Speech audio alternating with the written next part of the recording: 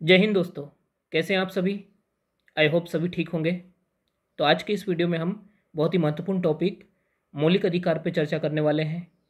तो हम सबसे पहले बात करते हैं कि मौलिक अधिकारों को किन किन बिंदुओं के अंतर्गत हम चर्चा करेंगे। तो हम सबसे पहले मौलिक अधिकारों की परिभाषा समझेंगे, उसके बाद उनका इतिहास समझेंगे, उनका क्या महत्व है, उनकी विशेषताएँ, उनके लक्षण, उनके प्रकार, महत्वपूर्ण अनुच्छेद और संशोधन, क्या मौलिक अधिकारों में संशोधन किया जा सकता है, ठीक है, उससे संबंधित वाद और आलोचना। इन बिंदुओं के अंतर्गत हम ये महत्वपूर्ण टॉपिक समझने वाले हैं। सबसे पहले एक थोड़ा सा परिचय दे दूं मैं इनका कि मौलिक अधिकारों को उल्लेख भारतीय संविधान के भाग 3 में किया गया है, अनुच्छेद 12 से लगाकर अनुच्छेद 35 तक। ठीक है, तो हम संविधान के भाग 3 अनुच्छेद 12 से लगाकर अनुच्छेद 35 तक आज चर्चा करेंगे विस्तार से। ठीक है दोस्तों, तो भारतीय संविधान के मौलिक अधिकार ऐसे आधारभूत अधिकार जो व्यक्ति के बौद्धिक, नैतिक, आध्यात्मिक विकास के लिए आवश्यक है, मौलिक अधिकार कहलाते हैं। ठीक है, हमें किन किन बिंदुओं को परिभाषा में कवर करना है? बौद्धिक, नैतिक और आध्यात्मिक विकास के लिए आवश्यक अधिकार क्या कहलाते हैं? मौलिक अधिकार कहलाते हैं। इनके अभाव में व्यक्ति का बहुमुखी विकास असंभव है। ठीक है, इनके अभाव में व्यक्ति का बहुमुखी विकास संभव नहीं है। अब थोड़ा सा बात करते हैं इनके इतिहास की। तो सर्वप्रथम विश्व में, याद रखना है, विश्व में सर्वप्रथम ब्रिटेन ने अपने नागरिकों को 1215 में क्या दिए? मौलिक अधिकार प्रदान किए थे।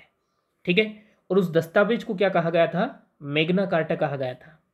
याद रखना है, विश्व में सर्वप्रथम ब्रिटेन ने 1215 में अपने नागरिकों को मौलिक अधिकार प्रदान किए और उस दस्तावेज को क्या कहा गया था? मैग्ना कार्टा कहा गया था।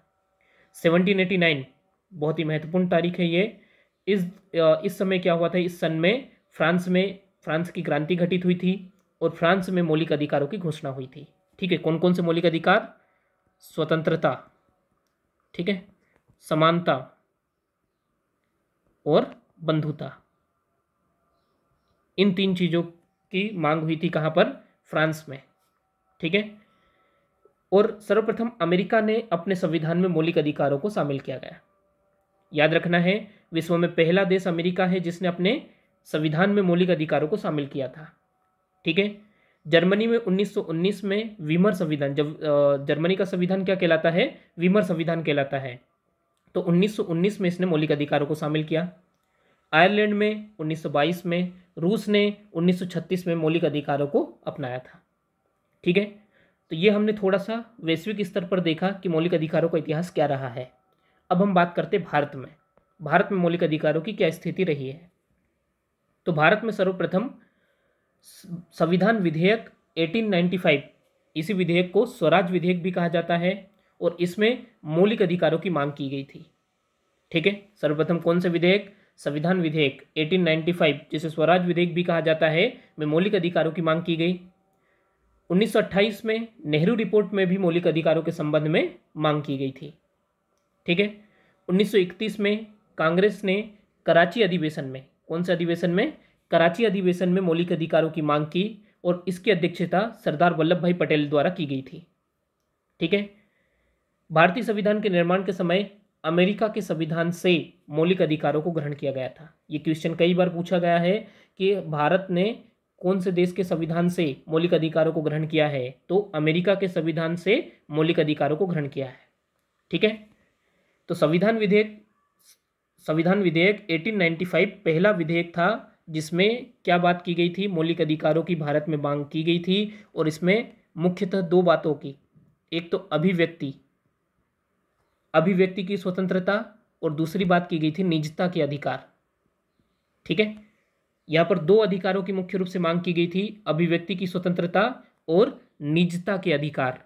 इन दोनों अधिकारों की बात की गई थी। ठीक है, निजता मतलब प्राइवेसी, ठीक है, अभिव्यक्ति यानी बोलना, अभिव्यक्त करना, भाषण की स्वतंत्रता। ठीक है, तो संविधान विधेयक या स्वराज विधेयक में सर्वप्रथम इन दो मौलिक अधिकारों की बात की गई थी। ठीक है दोस्तों, अब बात करते हैं हम मौलिक अधिकारों के विशेषताएं या लक्षण की। तो सबसे पहली विशेषता यह है कि मौलिक अधिकार वाद योग्य है। वाद योग्य है यानी इनका उल्लंघन होने पर आप क्या कर सकते हो? न्यायालय की शरण ले सकते हो। इनका उल्लंघन होने पर आप न्यायालय की शरण ले सकते हो, ये ध्यान रखना है। अगर आप लोगों के मौलिक अधिकारों का उल्लंघन होता है तो आप न्यायालय में जाकर उसे चुनौती दे सकते हो, ठीक है, और न्यायालय आपको न्याय दिलाएगा। ओके दोस्तों, अब दूसरी विशेषता क्या है इनकी, ये नागरिकों और व्यक्तियों दोनों को प्राप्त है। कुछ सिर्फ नागरिकों को प्राप्त है, कुछ सिर्फ व्यक्तियों को भी प्राप्त है, ठीक है। अब यहाँ पे बात करते हैं सबसे पहली समस्या, नागरिक और व्यक्ति। आप लोगों में से कुछ व्यक्ति इनमें अंतर नहीं कर पा रहे होंगे, तो उन्हें मैं बता दूं कि नागरिक और व्यक्ति में क्या अंतर होता है। जैसे मैं भारत देश का नागरिक हूँ, मैं भारत देश का नागरिक हूँ, ठीक है, लेकिन मैं अगर अमेरिका जाऊँ घूमने, मैं अमेरिका घूमने जाऊँ, ठीक है, या पढ़ने जाऊँ, तो मैं अमेरिका का क्या कहलाऊँगा, अमेरिका में मैं व्यक्ति कहलाऊँगा, ठीक है। बात आई समझ में। मैं भारत का नागरिक हूँ, अमेरिका का कोई व्यक्ति भारत में क्या आया, घूमने आया या भारत में पढ़ने आया, तो उसको हम कहेंगे कि ये व्यक्ति है, ठीक है। वो नागरिक नहीं कहलाएगा जब तक कि वो भारत की नागरिकता ग्रहण नहीं कर लेता। तो कोई टूरिस्ट हो सकता है, कोई ऐसे ही घूमने पर्यटक हो सकता है, कुछ भी हो सकता है, कोई व्यक्ति अगर ऐसे ही भारत में घूमने आया है तो उसको हम कहेंगे कि ये क्या है, व्यक्ति है, ये नागरिक नहीं है, ठीक है। चीज़ आ गई समझ में। तो कुछ ऐसे अधिकार है जो व्यक्तियों को प्राप्त है और कुछ ऐसे अधिकार है जो सिर्फ और सिर्फ नागरिकों को प्राप्त है, ठीक है। अब एक बात याद रखिएगा, जो अधिकार व्यक्तियों को प्राप्त है तो वो स्वतः ही नागरिकों को प्राप्त है। एक बात याद रखिएगा, जो अधिकार व्यक्तियों को प्राप्त है वो स्वतः ही नागरिकों को प्राप्त हो जाएंगे, लेकिन जो सिर्फ और सिर्फ नागरिकों को प्राप्त है वो व्यक्तियों को प्राप्त नहीं होंगे, ठीक है। जैसे मैं एग्जाम्पल लेता हूँ, एग्जाम्पल के माध्यम से समझते हैं हम कि जैसे एक अधिकार है अनुच्छेद 19 के अंतर्गत, क्या अधिकार है, वाक एवं अभिव्यक्ति की स्वतंत्रता, वाक एवं अभिव्यक्ति की स्वतंत्रता, ठीक है। यानी अपने विचारों को व्यक्त करने की, बोलने की आज़ादी, ये सिर्फ और सिर्फ नागरिकों को प्राप्त है। कोई विदेशी व्यक्ति अगर भारत में आकर कुछ बोलता है तो उसके खिलाफ एक्शन लिया जा सकता है, लेकिन भारत में सिर्फ भारत के नागरिक बोलते हैं, कोई दिक्कत नहीं, उनके खिलाफ उनको विचार अभिव्यक्त करने की आज़ादी रहेगी। दूसरे एक प्रावधान अनुच्छेद 21 क्या कहता है, प्राण एवं दैहिक स्वतंत्रता का अधिकार, ठीक है, प्राण एवं दैहिक स्वतंत्रता का अधिकार, यानी जीवन जीने का अधिकार। भाई कोई व्यक्ति अगर विदेश से भारत आता है तो क्या उसको हम मार देंगे, उसके जीवन जीने का अधिकार छीन लेंगे, नहीं, ठीक है। तो प्राण एवं दैहिक स्वतंत्रता का अधिकार व्यक्तियों को भी प्राप्त है, और जो व्यक्ति को प्राप्त है वो स्वतः ही नागरिक को भी प्राप्त हो जाएंगे, लेकिन जो सिर्फ और सिर्फ नागरिकों को प्राप्त है वो व्यक्तियों को प्राप्त नहीं होंगे, जैसे वाक एवं अभिव्यक्ति की स्वतंत्रता, ठीक है। बात आ गई समझ में। तो व्यक्तियों को प्राप्त अपने आप नागरिकों को भी प्राप्त होंगे, और जो नागरिकों को प्राप्त होंगे वो व्यक्तियों को प्राप्त नहीं होंगे, ठीक है। अब हम चर्चा करते हैं कौन कौन से ऐसे अधिकार हैं जो सिर्फ और सिर्फ नागरिकों को प्राप्त है और कौन से ऐसे अधिकार हैं जो व्यक्तियों को भी प्राप्त है, ठीक है, व्यक्तियों को भी प्राप्त है यानी नागरिकों को भी प्राप्त है, ठीक है।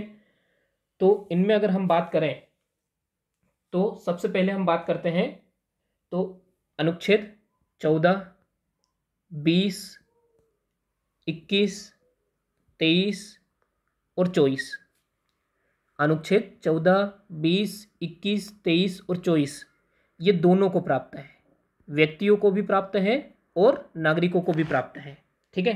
अब इनके अलावा जैसे 19, 15, 16, ठीक है, 19 हुआ, 15 हुआ, 16 हुआ, ये सिर्फ और सिर्फ 29 और 30 हुआ, ठीक है, 29, 30, ये सिर्फ और सिर्फ किनको प्राप्त है, नागरिकों को।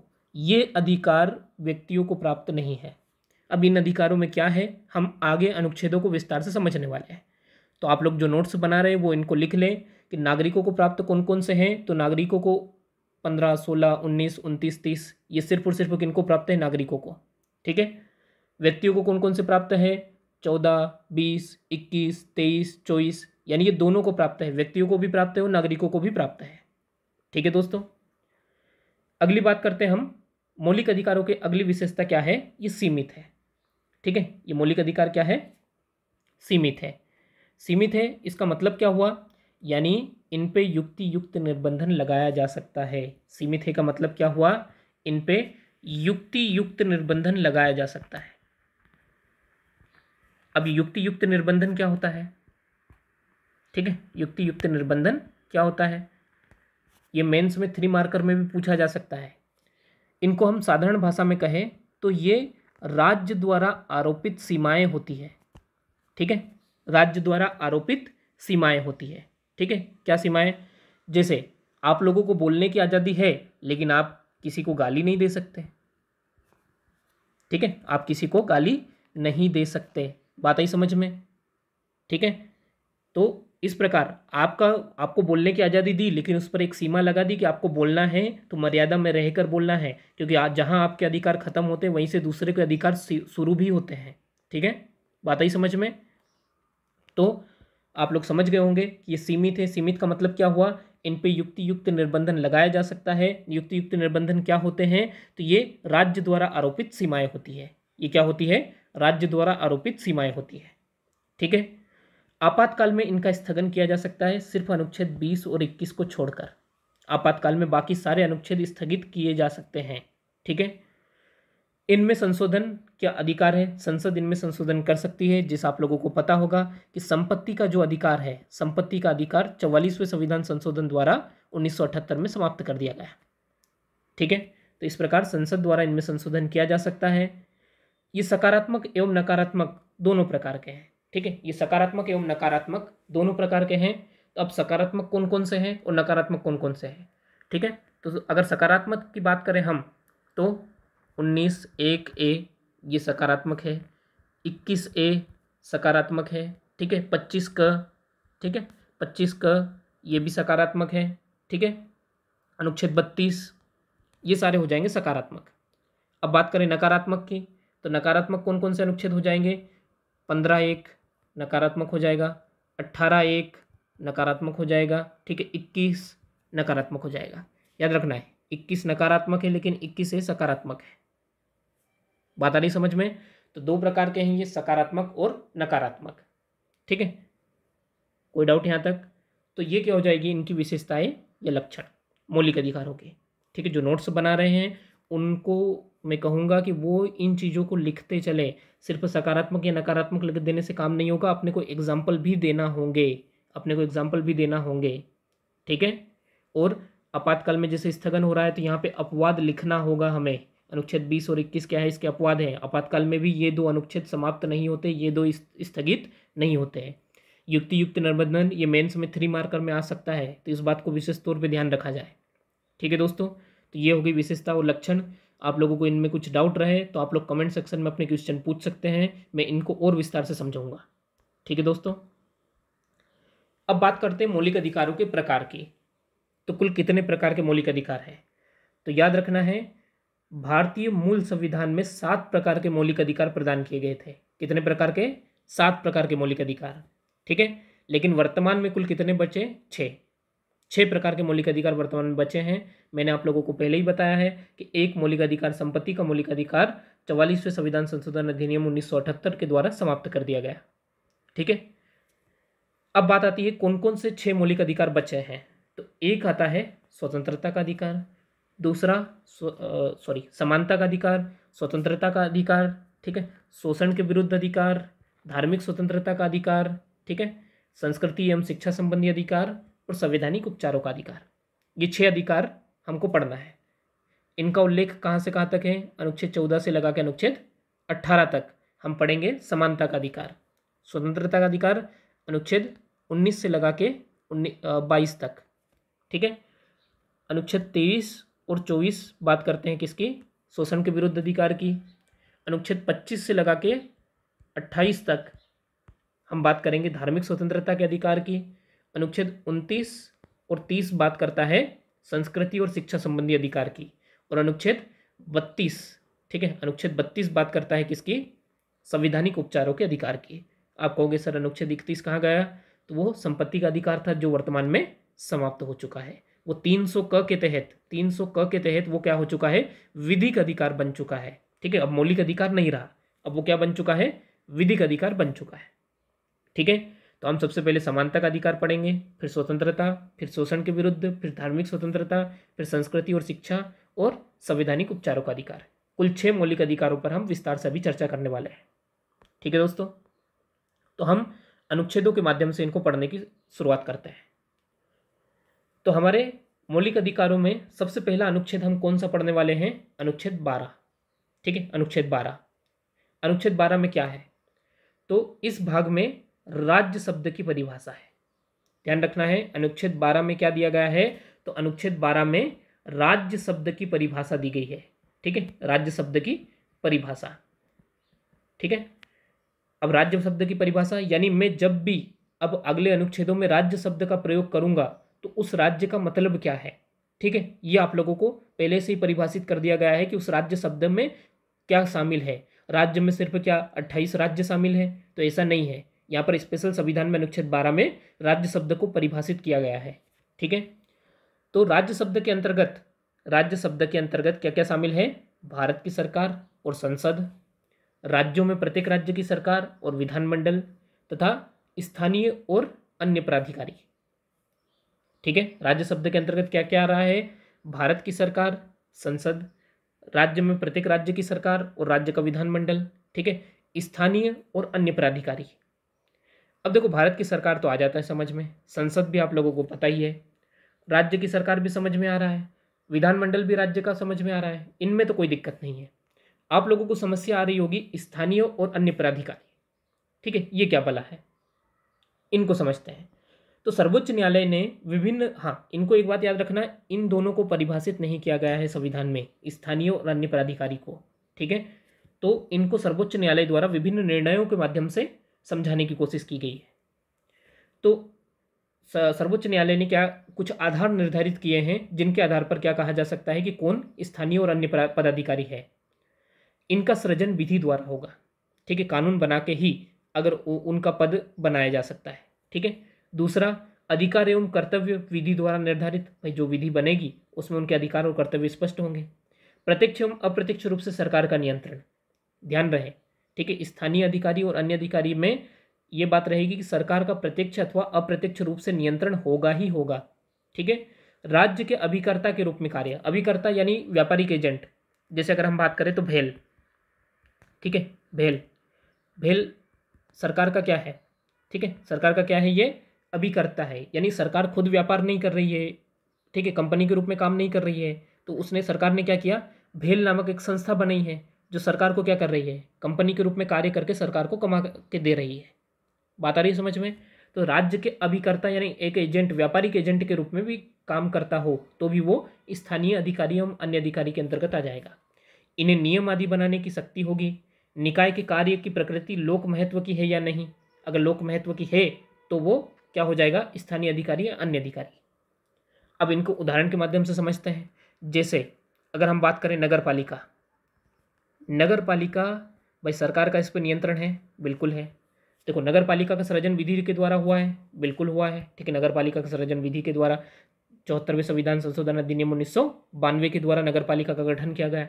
अधिकार और कर्तव्य बिल्कुल विधि द्वारा स्थापित है। प्रत्यक्ष और अप्रत्यक्ष, प्रत्यक्ष रूप से सरकार का नियंत्रण होता है। राज्य के अभिकर्ता के रूप में कार्य करती है। तो देखो, राज्य के अभिकर्ता के रूप में यानी कंपनी तो है नहीं है, लेकिन फिर भी टैक्स लगाने का अधिकार है इसको, और वो टैक्स सरकार को कमा के दे रही है। इन्हें नियम बनाने की, बिल्कुल नियम आदि बनाने की स्वतंत्रता है इनको। निकाय के कार्य लोक महत्व, बिल्कुल लोक महत्व के काम करती है। तो इसको हम क्या कहेंगे, स्थानीय अन्य प्राधिकारी के अंतर्गत किया जाएगा। तो ऐसी सारी संस्थाएं, ग्राम पंचायत भी इसी में आ जाएगी। ठीक है, ग्राम पंचायत हुआ, ये भी इसी का एग्जाम्पल है। अब आप लोगों को अपना दिमाग लगा के कभी अगर वो पूछ ले कि कौन स्थानीय प्राधिकारी और अन्य प्राधिकारी के अंतर्गत आएगा, तो आपको अपना दिमाग लगाना है। मैंने आप लोगों को विशेषताएं बता दी है। ठीक है, आपको खुद से अंदाजा लगा के समझ लेना है कि कौन शामिल है और कौन शामिल नहीं है। ठीक है दोस्तों, तो ये था हमारा अनुच्छेद 12 जिसमें हमने राज्य शब्द की परिभाषा पढ़ी। अब बात करते हैं हम अनुच्छेद 13 की। ठीक है, अनुच्छेद 13 में क्या दिया हुआ है। ठीक है, यहाँ पे तो अनुच्छेद 13 को हम विस्तार से समझते हैं। अनुच्छेद 13 में सबसे पहला खंड क्या कहता है कि इस संविधान के प्रारंभ से ठीक पहले भारत राज्य क्षेत्र में प्रवृत्त सभी विधियां उस मात्रा तक शून्य होगी जिस तक वह इस भाग के उपबंधों से असंगत है। थोड़ा लैंग्वेज टफ है इसकी, हम साधारण भाषा में समझते हैं। इसका सिंपल सा मतलब क्या हुआ कि भैया संविधान हमारा जो प्रारंभ हुआ है वो कब से हुआ है। ठीक है, तो 26 नवंबर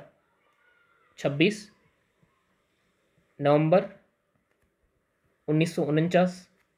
ठीक है, वास्तविक रूप से देखा जाए तो 26 जनवरी 1950 से हुआ है। ठीक है, 1950। अब इससे पहले क्या भारत के संविधान के पहले कोई विधि ही नहीं थी।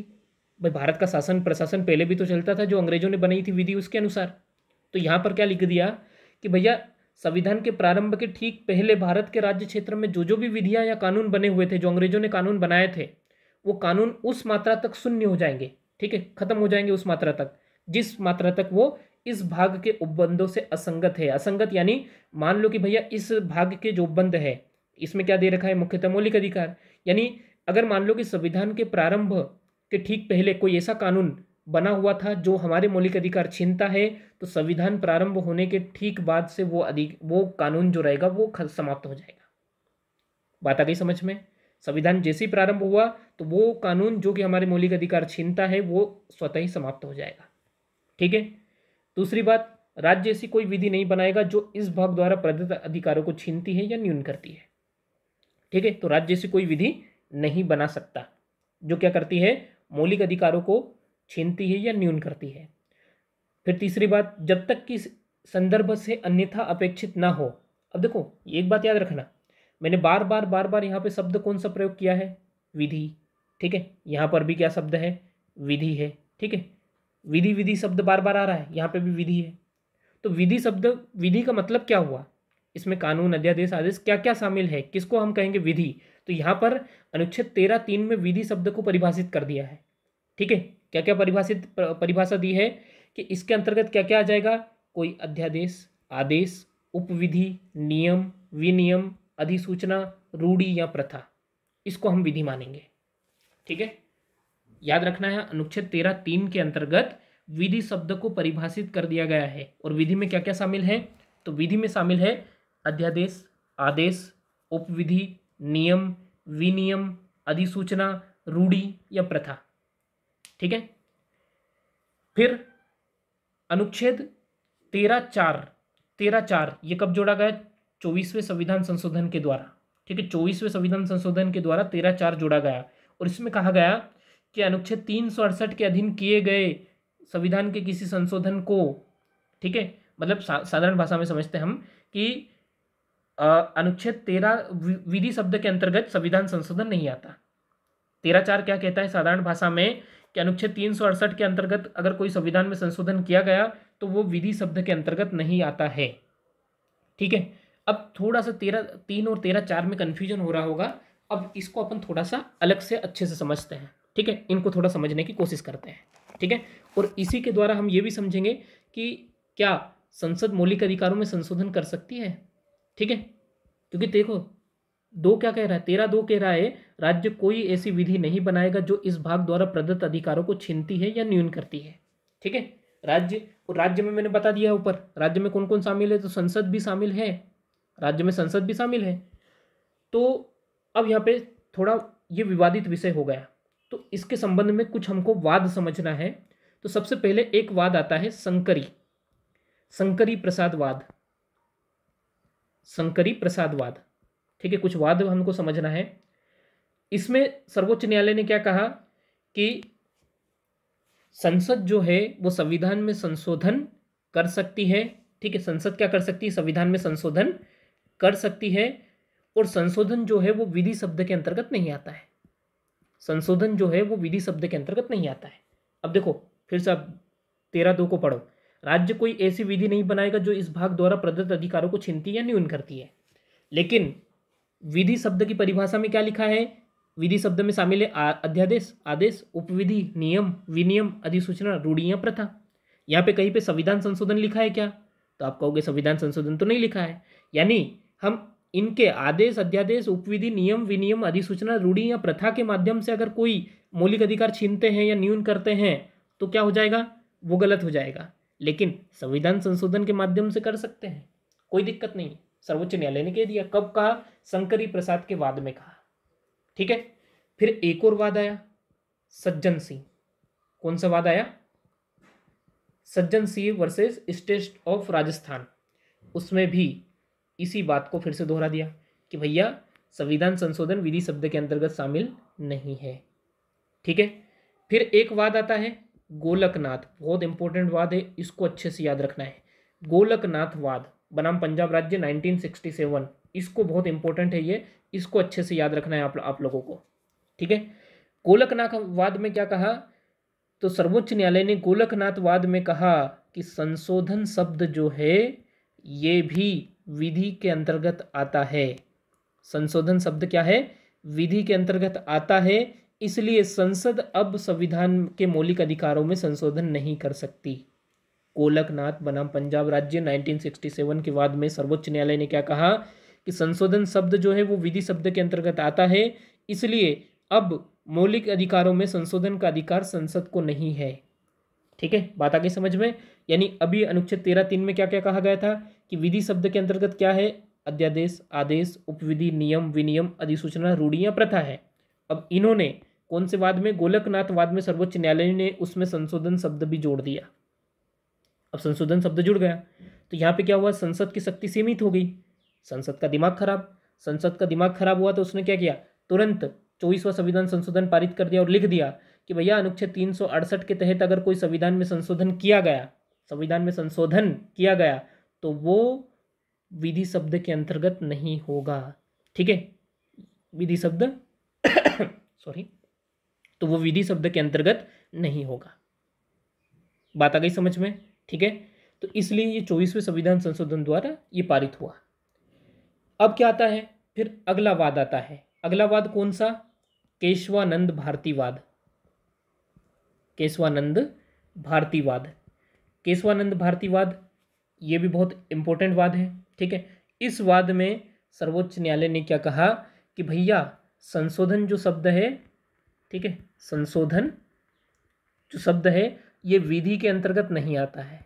क्या कहा?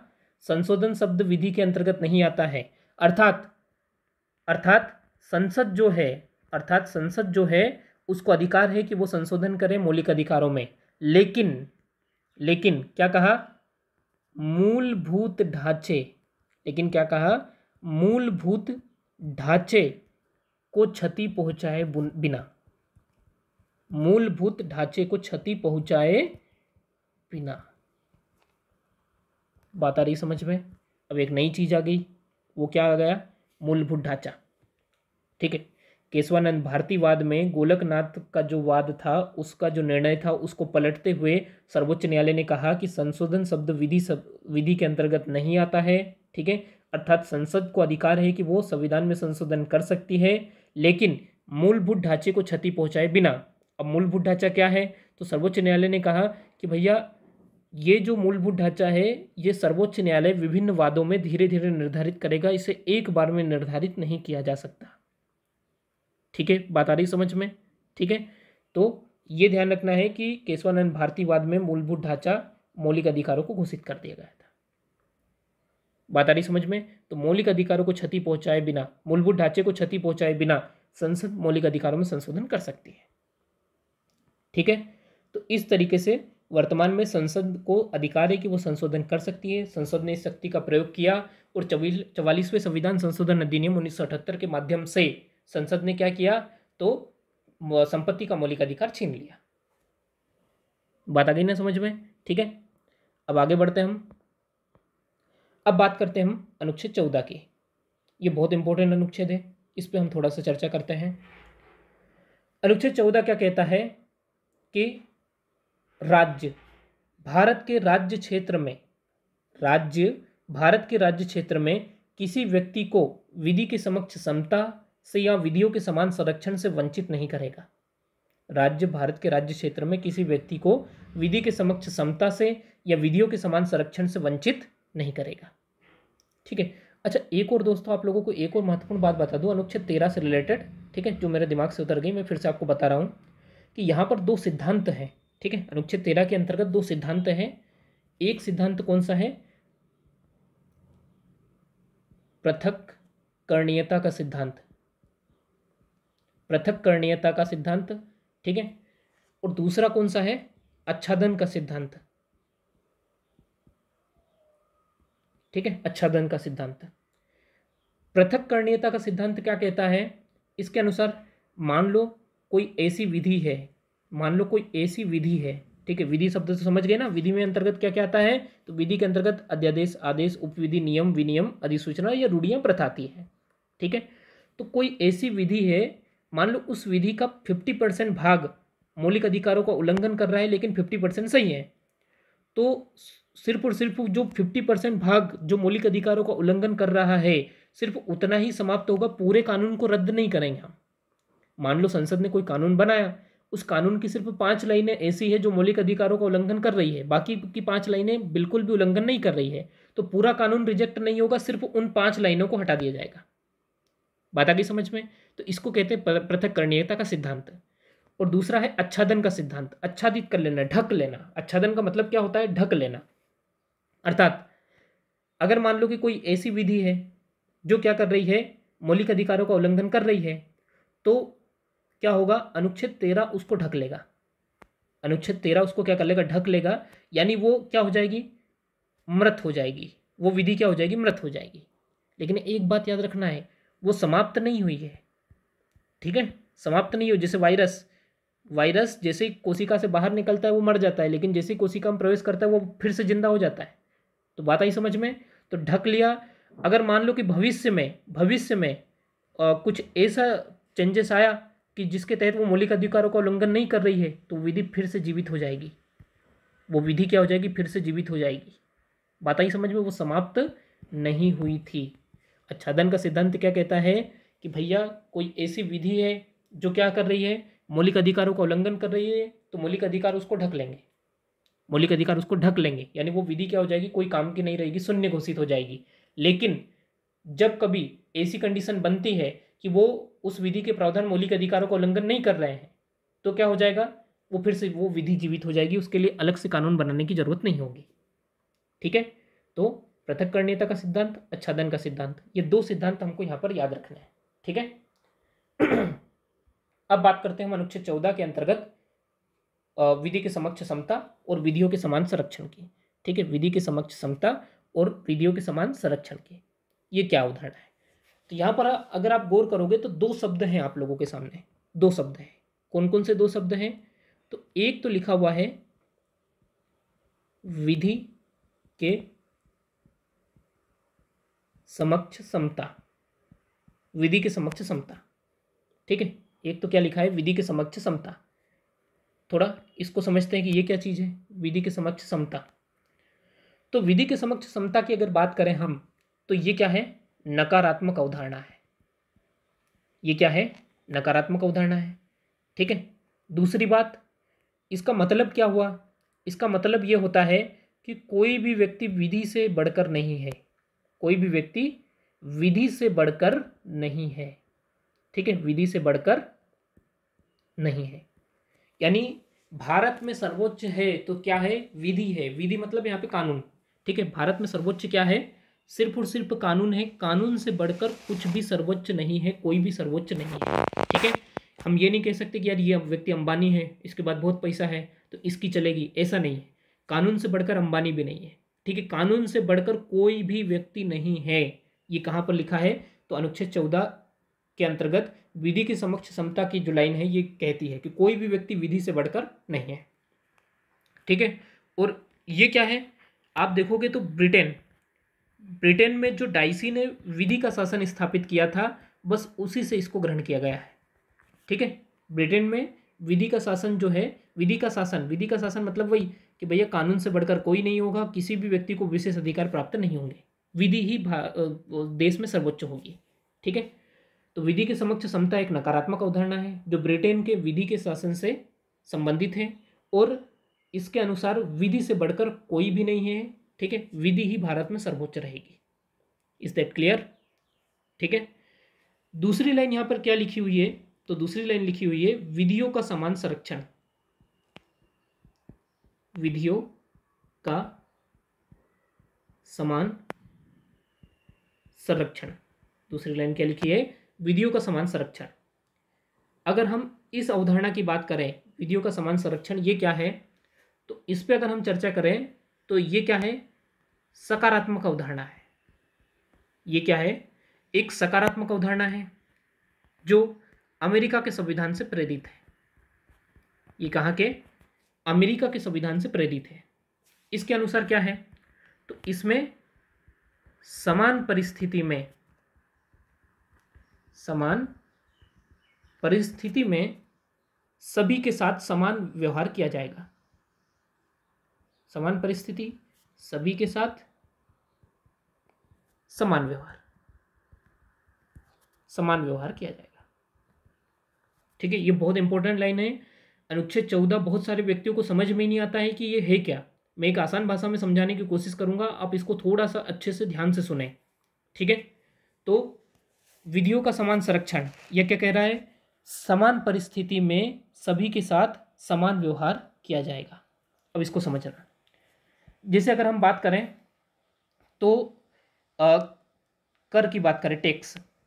ठीक है, टैक्स की बात करें तो टैक्स में आप लोग देखोगे कि जो गरीब है, गरीबों से कम टैक्स लिया जाता है, अमीरों से ज़्यादा लिया जाता है। बात आ रही समझ में? गरीब जो है, जैसे भाई कोई गरीब व्यक्ति है, उससे या तो टैक्स ही नहीं लेंगे, या फिर लेंगे भी, जो मिडिल क्लास है जिनसे लिया भी जाता है तो बहुत कम लेते हैं। लेकिन अमीर व्यक्ति जो है, अंबानी से तो ज़्यादा ही टैक्स लेते होंगे। अब अमीर और अमीर के बीच भेद नहीं होगा, लेकिन गरीब और अमीर के बीच भेद होगा। बात आप समझ रहे हैं? जैसे ए और बी तो गरीब व्यक्ति हैं, ए और बी दो गरीब व्यक्ति हैं, दोनों समान रूप से टैक्स पे करेंगे। इधर अमीरों की बात करें तो बी और सी, ठीक है, या फिर अपन इसको सी और डी कर देते हैं, सी और डी दो अमीर व्यक्ति है, ये दोनों भी समान रूप से टैक्स पे करेंगे। ठीक है, यानी ए और बी में भी कोई भेद नहीं होगा, सी और डी में भी कोई भेद नहीं होगा, पर ए बी और सी डी के बीच में भेद होगा। यहाँ पर भेद होगा। क्यों होगा भेद? क्योंकि समान परिस्थितियों में सभी के साथ समान व्यवहार। अब अगर आप सोचो कि भैया अंबानी के ऊपर हम अगर 1 लाख रुपए का टैक्स लगा दें तो अंबानी आसानी से पे कर देगा, लेकिन एक गरीब के ऊपर अगर 1 लाख रुपए का टैक्स लगा दें, वो पे कर पाएगा क्या? ठीक है, उसकी तो महीने की इनकम 1 लाख रुपए, साल की इनकम भी 1 लाख रुपए हो, ये बहुत बड़ी बात हो जाएगी। ठीक है, तो बात आ रही समझ में? तो यहाँ पर क्या हो रहा है कि अमीर और गरीब के बीच भेदभाव हो सकता है, क्योंकि दोनों की परिस्थितियां अलग है। लेकिन गरीब और अमीर इन दोनों के बीच भेदभाव नहीं हो सकता, क्योंकि अंबानी और अडानी दोनों करोड़पति हैं, इनके बीच में भेदभाव आप नहीं कर सकते। लेकिन दो गरीब व्यक्ति अगर हैं तो उन दोनों के बीच में भी आपको भेदभाव करने का अधिकार नहीं है। बात आ गई समझ में? ठीक है, जैसे फिर जातिगत आधार की बात करें तो जैसे ST SC के वर्ग हैं, उनका काफ़ी समय से शोषण हुआ था, तो इसलिए उनको थोड़ा सा विशेष अधिकार प्रदान किया गया है। महिलाओं की बात करें, अब महिला और महिला के बीच में भेद नहीं होगा, लेकिन पुरुष और महिला के बीच में भेद हो सकता है, क्योंकि समान परिस्थिति में सबके साथ क्या हो सकता है? समान व्यवहार हो सकता है। बात आ रही है ना आप सबको को समझ में? मैं क्या कहना चाह रहा हूँ, कोई समान परिस्थिति में सभी के साथ समान व्यवहार होगा, यानी महिला और महिला के बीच में भेद नहीं होगा, लेकिन पुरुष और महिला के बीच भेद होगा। क्यों? क्योंकि महिला और महिला तो एक ही है ना, उनमें भेद नहीं कर सकते, क्योंकि दोनों की परिस्थितियां समान है। लेकिन पुरुष और महिला की परिस्थितियां समान नहीं है। पुरुषों को हमारे समाज में विशेष अधिकार प्रदान किए गए शुरुआत से, तो इसीलिए उनमें बैलेंस स्थापित करने के लिए महिलाओं को हम विशेष अधिकार प्रदान करते हैं। बात आ रही समझ में? मेरे हिसाब से आप समझ गए होंगे कि विधियों का समान संरक्षण क्या है। ठीक है, तो विधि के समक्ष समता, यानी विधि के सामने सब बराबर है, कोई भी व्यक्ति विधि से बढ़कर नहीं होगा, किसी भी व्यक्ति को विशेष अधिकार प्राप्त नहीं होंगे। विधियों का समान संरक्षण यानी समान परिस्थिति में सभी के साथ समान व्यवहार होगा, यानी गरीब और गरीब के बीच भेद नहीं होगा, अमीर और अमीर के बीच भेद नहीं होगा, क्योंकि दोनों की परिस्थितियां समान है। लेकिन अमीर और गरीब के बीच भेद होगा, क्योंकि दोनों की परिस्थितियां अलग है। भाई अंबानी और एक गरीब व्यक्ति में जमीन आसमान का अंतर हो जाएगा। ठीक है यहाँ तक? तो ये था हमारा अनुच्छेद 14। अब बात करते हैं हम अनुच्छेद 15 की। अनुच्छेद 15 क्या कहता है? अनुच्छेद 15 चर्चा करता है किस पे? राज्य किसी नागरिक के विरुद्ध केवल धर्म, मूल वंश, जाति, लिंग, जन्म स्थान या इनमें से किसी आधार पर कोई विभेद नहीं करेगा। राज्य किसी नागरिक के विरुद्ध केवल धर्म, मूल वंश, जाति, लिंग, जन्म स्थान या इनमें से किसी आधार पर विभेद नहीं करेगा। ठीक है, विभेद नहीं करेगा। विभेद का मतलब भेदभाव, साधारण भाषा में समझना, भेदभाव यानी राज्य क्या करेगा? धर्म, मूल वंश, जाति, लिंग, जन्मस्थान के आधार पर किसी के साथ कोई भेदभाव नहीं करेगा। फॉर एग्जाम्पल धर्म यानी हिंदू मुस्लिम, कोई व्यक्ति हिंदू है या कोई व्यक्ति मुस्लिम है तो इनके साथ धर्म के आधार पर कोई भेदभाव नहीं होगा। भाई आप लोग अगर कोर्ट में जाते हो या फिर किसी सरकारी योजना का लाभ लेते हो तो ऐसा थोड़ी है कि कोई हिंदू है तो उसको नहीं लाभ देंगे, मुस्लिम है तो उसको लाभ नहीं देंगे। भाई सभी धर्मों के व्यक्तियों को समान रूप से लाभ मिलता है। बात आ रही समझ में? मूल वंश का भी यही है, जातिगत आधार पर भी भेदभाव नहीं होता, लिंग के आधार पर भी भेदभाव नहीं होगा, जन्म स्थान के आधार पर भी भेदभाव नहीं होगा। ठीक है, कोई नागरिक केवल धर्म, मूल वंश, जाति, लिंग, जन्म स्थान या इनमें से किसी आधार पर दुकान, सार्वजनिक भोजनालय, होटल, तालाब, स्नान घाट आदि के उपयोग से रोका नहीं जाएगा। सिंपल सी बात है। ठीक है। राज्य स्त्री एवं बालकों के लिए विशेष उपबंध कर सकता है। ठीक है। अनुच्छेद 15(3) क्या कहता है? राज्य स्त्री और बालकों के लिए विशेष उपबंध कर सकता है, क्योंकि ये थोड़े कमजोर वर्ग होते हैं, इसलिए इनके लिए सरकार ने विशेष उपबंधों की बात कही है। 15(4) क्या कहता है? राज्य सामाजिक और शैक्षिक दृष्टि से पिछड़े हुए नागरिकों के किन्हीं वर्गों की उन्नति के लिए अनुसूचित जातियों एवं जनजातियों के लिए विशेष उपबंध कर सकता है। ठीक है। यानी राज्य को एक शक्ति दे दी, क्या दे दी कि सामाजिक और शैक्षणिक दृष्टि से पिछड़े हुए नागरिक, फिर ST SC, इन व्यक्तियों के लिए विशेष उपबंध कर सकता है। तो बिल्कुल सरकार ST SC के लिए विशेष योजनाएं चला रही है, OBC वर्ग के लिए विशेष योजनाएं चला रही है। तो ये अधिकार कहाँ से मिलते हैं? अनुच्छेद 15(4) के अंतर्गत सरकार को दिए गए हैं। ठीक है। 15(5) कहता है राज्य सामाजिक और शैक्षिक दृष्टि से पिछड़े हुए नागरिकों के किन्हीं वर्गों की उन्नति के लिए या अनुसूचित जातियों या अनुसूचित जनजातियों के लिए शिक्षण संस्थानों में आरक्षण की व्यवस्था कर सकता है। ठीक है। यहाँ पे तो शिक्षण संस्थान यानी यहाँ पे क्या हो जाएगा, जो स्कूल कॉलेज हैं वहाँ पर ST SC OBC के लिए कुछ सीटें आरक्षित होती हैं, आप लोगों को पता ही होगा, तो वो आरक्षण की व्यवस्था यहाँ पे कर सकता है। ठीक है। यहाँ पे ये अधिकार है राज्य को। फिर खंड 4 और खंड 5 में उल्लिखित रोगों से बचाने से भिन्न, ठीक है, सॉरी ये रोगों नहीं है, ये वर्ग लिखा हुआ है, वर्गों। ठीक है, उसको वर्गों पढ़ेंगे आप लोग। तो खंड 4 और खंड 5 में उल्लिखित वर्गों से भिन्न नागरिकों के आर्थिक रूप से दुर्बल किन्हीं वर्गों के लिए शिक्षण संस्थानों में आरक्षण, यानी भाई ST SC और OBC इन तीनों को छोड़ दें, यानी बच रहा है क्या? जनरल। तो जनरल में जो आर्थिक रूप से दुर्बल हैं उनके लिए क्या किया गया है? आरक्षण का प्रावधान किया गया है, यानी EWS। वर्तमान में क्या है, उसको क्या कहेंगे हम? EWS। तो EWS के अंतर्गत जो आरक्षण का प्रावधान किया गया है उसका यहाँ पे उल्लेख है। ठीक है दोस्तों। ठीक है। तो EWS आरक्षण आप लोगों को पता ही होगा कि ये अभी नया अनुच्छेद जो 2019 में 103वें संविधान संशोधन के द्वारा जोड़ा गया था। ठीक है। अब यहाँ पे हमको क्या करना है, तो याद रखना है अनुच्छेद 15 के अंतर्गत अनुच्छेद 1 और अनुच्छेद 2 ये आप लोगों के मौलिक अधिकार है, लेकिन अनुच्छेद 3, 4 और 5 ये राज्य के अधिकार हैं, ये आप लोगों के नहीं है। बात आ रही समझ में? कभी भी ध्यान रखना है, कभी डीप में क्वेश्चन बने तो अनुच्छेद 15(1) और 15(2) ही मौलिक अधिकार है। 15(3), 4, 5 ये राज्य के अधिकार हैं। राज्य अगर चाहे तो स्त्री और बालकों के लिए विशेष उपबंध कर सकता है। राज्य अगर चाहे तो ST SC OBC के लिए विशेष उपबंध कर सकता है। राज्य अगर चाहे तो ST SC OBC के साथ और जो EWS है उनके लिए उपबंध कर सकता है। राज्य चाहे तो, यानी ये राज्य के अधिकार है, आप लोगों के अधिकार नहीं है। अनुच्छेद 15(1) और 15(2) ही आप लोगों के मौलिक अधिकार है। बात आ रही ना समझ में? ठीक है। अब बात करते हैं हम अनुच्छेद 16 की। ठीक है, अनुच्छेद 16 की। अनुच्छेद 16 लोक नियोजन में अवसर की समता की बात करता है। ये क्या बात करता है? लोक नियोजन में अवसर की समता, अवसर की समता यानी साधारण भाषा में समझे तो गवर्नमेंट वैकेंसी या इस प्रकार की जो नियोजन निकलते रहते हैं उनमें क्या होगा, सभी व्यक्तियों को समान अधिकार होंगे, किसी को विशेष अधिकार प्राप्त नहीं होंगे। ठीक है। अब इन पे जब थोड़ा चर्चा कर लेते हैं, तो राज्य के अधीन किसी पद पर नियोजन या नियुक्ति से संबंधित विषयों में सभी नागरिकों के लिए अवसर की समता होगी। ठीक है, ये क्षमता नहीं है, ये स है। ठीक है, इसको स पढ़ेंगे, समता होगी। ठीक है। अच्छा, एक बात आप लोगों को बता दूं, आप लोगों में से कुछ व्यक्ति कंफ्यूज हो रहे होंगे कि समता और एक शब्द होता है समानता, एक शब्द होता है समानता, इन दोनों में क्या अंतर है? तो याद रखना है, समता में सकारात्मक भेदभाव होता है। समता जो शब्द है इसमें क्या होगा? सकारात्मक भेदभाव होगा, भेदभाव होगा। लेकिन समानता में बिल्कुल भी भेदभाव नहीं होगा। याद रखना है, समता में सकारात्मक भेदभाव होगा, समानता में बिल्कुल भी भेदभाव नहीं होगा। अब इसको उदाहरण के माध्यम से समझते हैं। ठीक है, उदाहरण के माध्यम से समझते हैं। जैसे आप लोग समझो इसको कि एक व्यक्ति है A, एक व्यक्ति है B, ये दोनों रेस कर रहे हैं, ये सामने लाइन है, इस लाइन को दोनों को क्रॉस करना है। ठीक है, जिसने क्रॉस कर ली, भाई न्याय क्या कहता है कि भाई जो लाइन क्रॉस करेगा वो क्या रहेगा? विनर रहेगा। Winner winner chicken dinner. जिसने ये लाइन क्रॉस की वही क्या होगा, विनर होगा। ठीक है, ए और बी दोनों दौड़े, जिसने लाइन क्लियर की वो विनर है। अब यहाँ पे बात समझना, लेकिन बी क्या है, ये विकलांग है। बी क्या है, विकलांग है। और ए जो है ये सब कुछ सही है, शारीरिक रूप से इसमें कोई दोष विद्यमान नहीं है।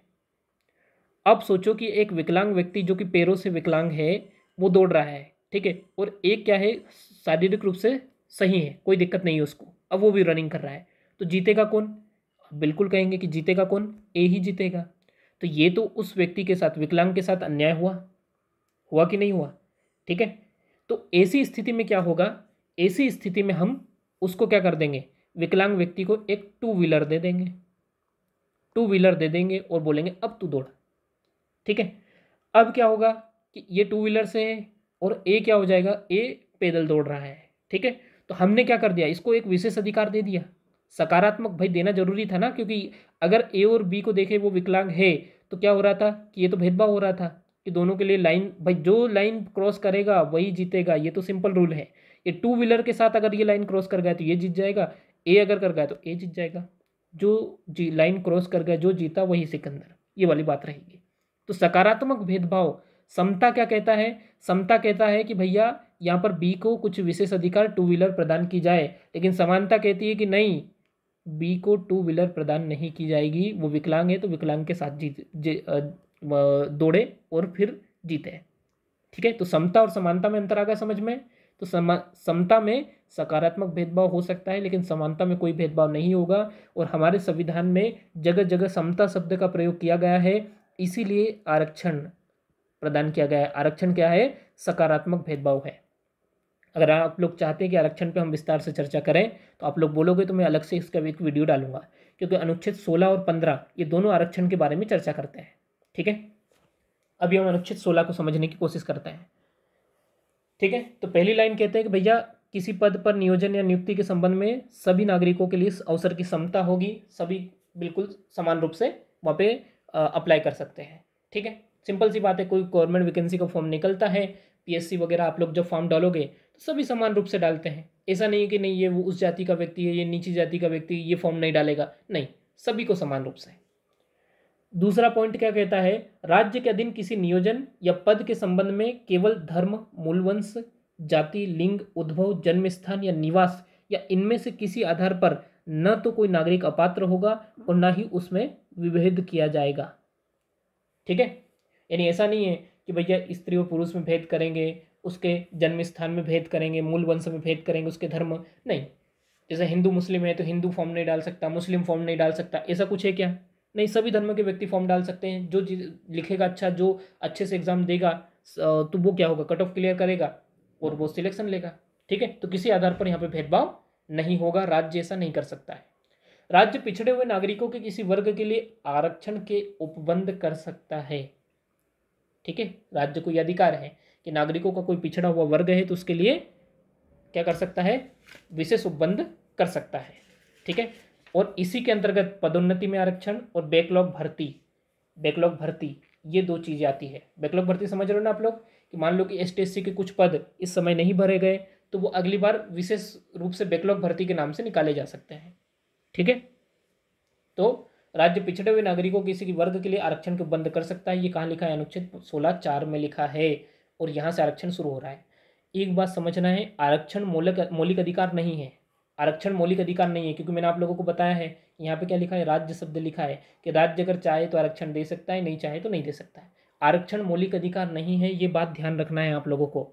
ठीक है, अगली बात 16(5) क्या कहता है, इस अनुच्छेद की कोई बात धार्मिक या सांप्रदायिक संस्था के क्रियाकलाप पर प्रभाव नहीं डालेगी। यानी अब भाई ऐसा मान के चलो कि कोई क्या है, मदरसा है। मदरसा क्या होती है, मुसलमानों का एक तरीके से कहे तो स्कूल होता है। मदरसा क्या होती है, मुसलमानों का एक तरीके से स्कूल होता है। अब भाई उस स्कूल में हम कहें कि भैया अनुच्छेद 16 में तो लिखा हुआ है कि धर्म के आधार पर भेदभाव नहीं हो सकता। अभी मदरसा में तो मुस्लिम टीचर ही होगा ना भाई, आप किसी ब्राह्मण पंडित को थोड़ी टीचर वहाँ पे बना सकते हो, मुस्लिम टीचर ही होगा। तो इसलिए क्या है कि इस अनुच्छेद में 16(5) में कह दिया है कि इस अनुच्छेद की कोई बात धार्मिक या सांप्रदायिक संस्था के क्रियाकलाप पर प्रभाव नहीं डालेगी, यानी मदरसा में मुस्लिम टीचर ही नियुक्त होगा। ठीक है, कोई अगर कोई मंदिर है तो मंदिर में पुजारी ही नियुक्त होगा, कोई मुस्लिम मौलाना वहाँ पर नहीं नियुक्त होगा कि आप लोग मुस्लिम मौलाना को नियुक्त कर देंगे कि आप पूजा पाठ करो। ठीक है, यानी धार्मिक और सांप्रदायिक जो संस्था है उनके क्रियाकलाप पर कोई प्रभाव नहीं डालेगा यह अनुच्छेद। ठीक है, 16(6) कहता है आर्थिक रूप से दुर्बल वर्गों के लिए आरक्षण का प्रावधान। 16(6) कहता है EWS, अभी हमने देखा था जो 15(6) में था वही क्या है 16(6) में भी बात है। Is that clear? ठीक है, तो EWS वाला जो सिस्टम है वो अब नौकरियों में भी तो कट ऑफ जो है जनरल के बाद EWS के बाद OBC के बाद SC फिर ST, ठीक है, इस प्रकार से जाता है। तो ये EWS वाला सिस्टम अब से जुड़ा है 2019 से। ठीक है, यहाँ तक कोई डाउट हो आप लोगों को तो आप बाकायदा पूछ सकते हो कमेंट सेक्शन में। ठीक, अब बात करते हैं अनुच्छेद 17 की। अनुच्छेद 17 कहता है अस्पृश्यता का अंत किया जाता है, यानी छुआछूत। ठीक है, छुआछूत को अंत कर दिया है। अब छुआछूत के आधार पर किसी के साथ भेदभाव नहीं किया जा सकता क्योंकि ये मौलिक अधिकार है। अगर किसी के साथ छुआछूत के आधार पर भेदभाव होता है तो उस जिसने भेदभाव किया है उसके लिए विशेष दंड का प्रावधान रखा गया है। ठीक है, अनुच्छेद 18 उपाधियों का अंत। अनुच्छेद 18 बात करता है कि इसकी उपाधियों का अंत। ठीक है, इसके अंतर्गत राज्य सेना या शिक्षा संबंधी सम्मान के सिवाय कोई उपाधि प्रदान नहीं करेगा। राज्य सेना या शिक्षा संबंधी सम्मान के सिवा कोई उपाधि प्रदान नहीं करेगा। ठीक है, क्यों? सेना में भैया विशेष शौर्य का प्रदर्शन करते हैं जब जाके हमको कुछ विशेष पद या सम्मान मिलते हैं।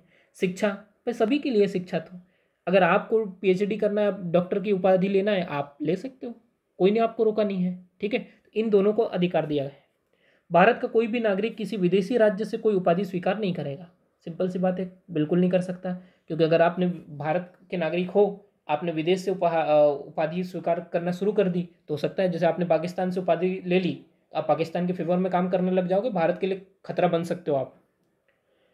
तीसरा पॉइंट कहता है वह व्यक्ति जो भारत का नागरिक नहीं है, राज्य के अधीन लाभ या विश्वास के किसी पद को धारण करते हुए किसी विदेशी राज्य से कोई उपाधि राष्ट्रपति की सहमति के बिना स्वीकार नहीं करेगा। ठीक है, कोई विदेशी व्यक्ति जो हमारी भारत सरकार की सेवा में है तो ऐसा नहीं है कि भैया वो अपने देश से उपाधि ले ले, पहले राष्ट्रपति से पूछेगा, क्योंकि भरोसा थोड़ी है, हमारे लिए काम कर रहा है, लेकिन वो हमारे लिए काम करते हुए किसी अन्य देश के लिए जासूसी भी तो कर सकता है। ठीक है, तो ध्यान रखना है। अगला आता है अनुच्छेद 19, इसमें स्वतंत्रता का अधिकार है। ठीक है, इसमें चर्चा की गई किसकी? स्वतंत्रता की। तो अनुच्छेद 19(1) क्या कहता है? सभी नागरिकों को प्राप्त स्वतंत्रता। कौन कौन सी स्वतंत्रता? वाक एवं अभिव्यक्ति की स्वतंत्रता, अनुच्छेद 19(1)(a). इसी में प्रेस की स्वतंत्रता भी आती है। प्रेस कपड़े पे प्रेस करने वाली प्रेस नहीं है, मीडिया की बात हो रही है। तो मीडिया की जो स्वतंत्रता है वो कहाँ पर लिखी हुई है? अनुच्छेद 19(1)(a) के अंतर्गत शामिल है। ठीक है, इसी के अंतर्गत सूचना का अधिकार भी शामिल है। सूचना का अधिकार भी इसी में शामिल है, क्योंकि जब तक आप लोगों को सूचना प्राप्त नहीं होगी, ज्ञान ही नहीं प्राप्त होगा तो आप बोलोगे क्या? ठीक है, तो इसलिए वाक और अभिव्यक्ति की स्वतंत्रता में प्रेस की स्वतंत्रता और सूचना का अधिकार भी शामिल है। शांतिपूर्ण और निरायुध सम्मेलन का अधिकार। अगर आप शांति तरीके से, निरायुध यानी कोई आपके पास हथियार वगैरह वगैरह नहीं है तो सम्मेलन का आप बिल्कुल, धार्मिक सम्मेलन होते रहते हैं। ठीक है, संघ सहकारी सोसाइटी बनाने का अधिकार बिल्कुल है। ठीक है, भारत के राज्य क्षेत्र में सर्वत्र आबाद रूप से संचरण का अधिकार। आप भारत में कहीं पे भी घूम फिर सकते हो, आपको कोई नहीं रोकेगा। ठीक है, भारत के राज्य क्षेत्र के किसी भाग में निवास करने और बस जाने का अधिकार। पहले कश्मीर में नहीं था, अब तो कश्मीर में भी आप बस सकते हो, कोई दिक्कत नहीं है। ठीक है, संपत्ति का अधिकार, इसको समाप्त कर दिया गया है 44वें संविधान संशोधन अधिनियम 1978 के माध्यम से। ठीक है, 1978 में इसको समाप्त कर दिया गया है। कोई वृत्ति, जीविका, व्यापार, कारोबार करने का अधिकार। बिल्कुल, कोई भी व्यक्ति, आप कोई सा भी आजीविका के लिए आप ठेला लगा सकते हो, आप चाय बेच सकते हो, पकौड़े तल सकते हो, आपको अधिकार है। ठीक है, ऐसा नहीं है कि कोई धर्म विशेष या किसी आधार पर आप लोगों के साथ भेदभाव होगा, नहीं इस धर्म का व्यक्ति ही पकौड़े तलेगा, इस धर्म का व्यक्ति ही पंचर बनाएगा, ऐसा कुछ नहीं है। सभी धर्मों के व्यक्ति ये काम कर सकते हैं, आपको कारोबार करने की पूरी आज़ादी है। ठीक है, अब आप लोगों को आज़ादी तो दे दी, और एक बात याद रखना, अनुच्छेद 19 सिर्फ नागरिकों को प्राप्त है, ये विदेशियों को प्राप्त नहीं है, ये बात ध्यान रखना है, यानी व्यक्तियों को प्राप्त नहीं है। आपको आज़ादी दी, लेकिन साथ ही साथ युक्ति युक्त निर्बंधन भी लगाए हैं। मैंने युक्ति युक्त निर्बंधन पहले भी परिभाषित किए हैं कि ये क्या है, राज्य द्वारा आरोपित सीमाएं हैं। युक्ति युक्त निर्बंधन क्या है, राज्य द्वारा आरोपित सीमाएं हैं। तो क्या क्या सीमाएं हैं, ठीक है। तो आप लोगों को ये जो अधिकार दिए हैं, ठीक है, कौन कौन से अधिकार दिए हैं, वाक एवं अभिव्यक्ति की स्वतंत्रता, शांतिपूर्ण निरायुद्ध सम्मेलन का अधिकार, संगम संघ सहकारी सोसाइटी बनाने का अधिकार, भारत के राज्य क्षेत्र में सर्वत्र अबाध रूप से संचरण का अधिकार, भारत के राज्य क्षेत्र में किसी भाग में निवास करने या बस जाने का अधिकार, कोई वृत्ति, आजीविका, व्यापार या कारोबार करने का अधिकार। ये जो अधिकार दिए हैं इस पर कुछ सीमाएं भी हैं, ठीक है। क्या क्या सीमाएं हैं, तो एक तो हो जाएगी, हाँ, इन सीमाओं का उल्लेख अनुच्छेद 19 2 से 6 तक, अनुच्छेद 19 के खंड 2 से खंड 6 तक इनका उल्लेख है, ठीक है। तो क्या क्या है, एक तो बात करी हुई है संप्रभुता की, संप्रभुता, अखंडता, ठीक है। दूसरी बात कही गई है राज्य की सुरक्षा, राज्य की सुरक्षा। तीसरी बात कही गई है विदेशी राज्यों के साथ मैत्रीपूर्ण संबंधन, विदेशी संबंध, ठीक है। फिर 4 में बात कही गई है लोक व्यवस्था, ठीक है, लोक व्यवस्था। फिर शिष्टाचार, सदाचार, ठीक है। फिर बात कही है अवमान, न्यायालय की अवमानना, न्यायालय की अवमानना, ठीक है। फिर बात कही गई है मानहानि,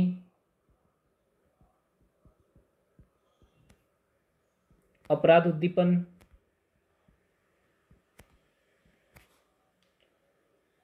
साधारण जनहित,